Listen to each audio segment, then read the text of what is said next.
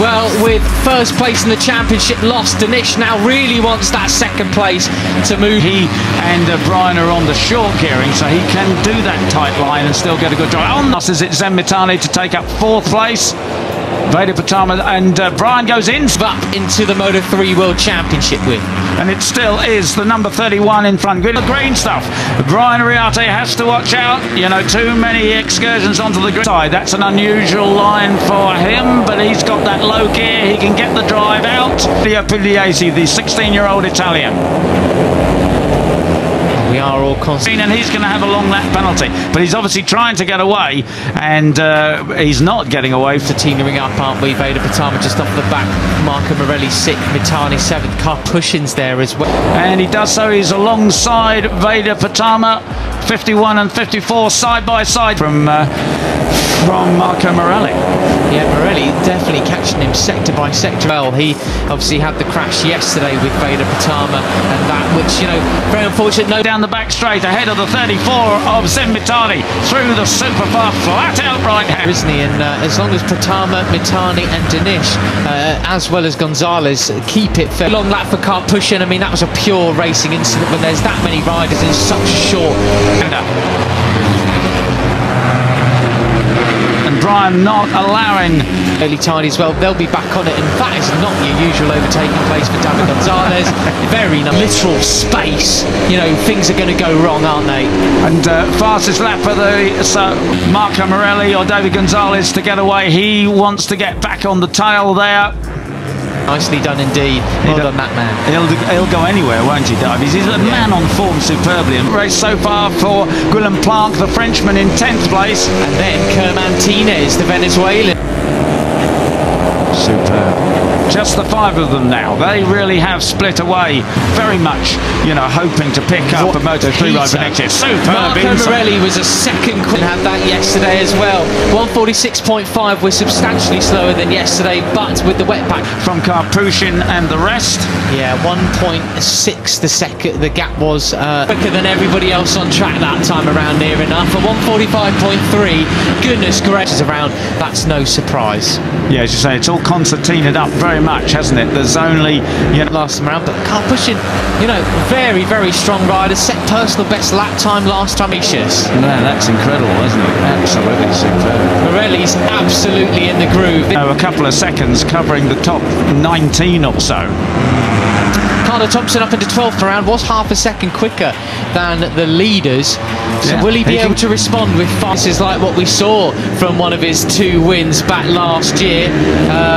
No, it was at Chase yesterday. He finished up in 6th position. That is a really, really good ride from the 6 laps to go. Morelli has.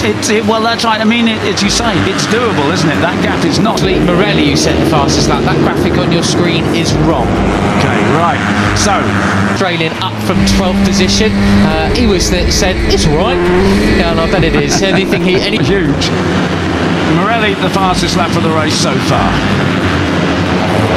Brian Riarte has the advantage. He's now got Marco Morelli locked onto the rear. Anything less than a podium is not satisfactory for Carter. No, no, indeed. He needs to just have that great.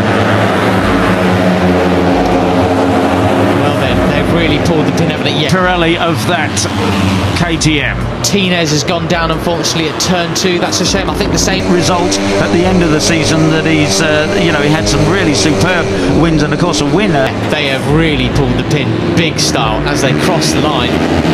Can't push in a full. Happened yesterday, didn't it? Martinez went wide yesterday. Sorry, finished. You know, in race 2. So he's got to get back to that sort of form. The step up that Carter Thompson's made this year has been 2.5 seconds adrift, actually. That went up big time in the final sector at 14th, a couple of points, but fastest lap of the race earlier in the gravel this time around, unfortunately for the Venice. Very, very noticeable. Australia certainly has another name to cheer for in the future in World Champ alone. So this is a real chasing group. I don't think they're going to be able to catch back on. They've got to do something very swaying. And he's rejoined the race, so maybe he'll pick up, you know, a place again. Here is the 54. Championships. Of course, it's his 3rd season, so he will not be back in the Rookies Cup next season. Not another full special. Morelli's doing what he did back in Assen last year. He's just basically saying, I'm absolute. Of Veda Pratama fell off yesterday, but now is has gone down. Oh, that is such a shame. That is not the way he wants to sign off. You having it? If you're quick enough, come with. If not, I'll see you at Parc Ferme, chaps. That's right. Now Benyat is wanting to deal with the number 13 of Hakim Danish. He's a couple of places ahead of him at the moment. From his second year in rookies, Joel Pons, one of the loveliest characters that we have. And as I say, he's carrying a wrenched arm into this, also carrying a sort of a small momentum that would give him second place in the cup. But it's Brian Ariarte, our cup champion, leading with Mark Camarelli. But it's his sixth fall in a race, in a Rookies Cup race this season. So back with the leader then. Injury is Zen Latania. Oh, the inside goes Brian Ariarte to take second place, right on his tail. Still all to play for as we is Brian Ariarte, the cap champion, ahead of the number 11 of David Gonzalez.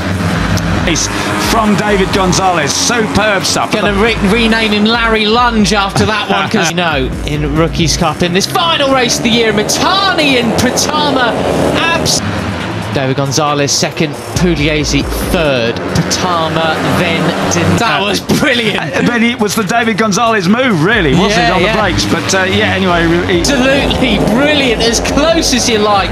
They are not shy. One bit in fifth place. Malaysia versus Indonesia for second in the championship. We remind you, he replayed that superbly. So now Zen Mitani is at the back of that group. He came into the weekend carrying those. No, that's right. I mean, Zen is really good at wedging himself a gap, isn't he? He just will sort of point between them, elbows out. Literally, yeah.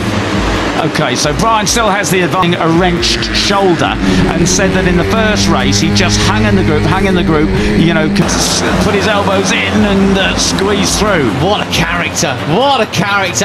But up in the second place, Guilia Pugliese. And Danish moves up on Pratama there into turn one. As he wanted to save the shoulder as much as possible.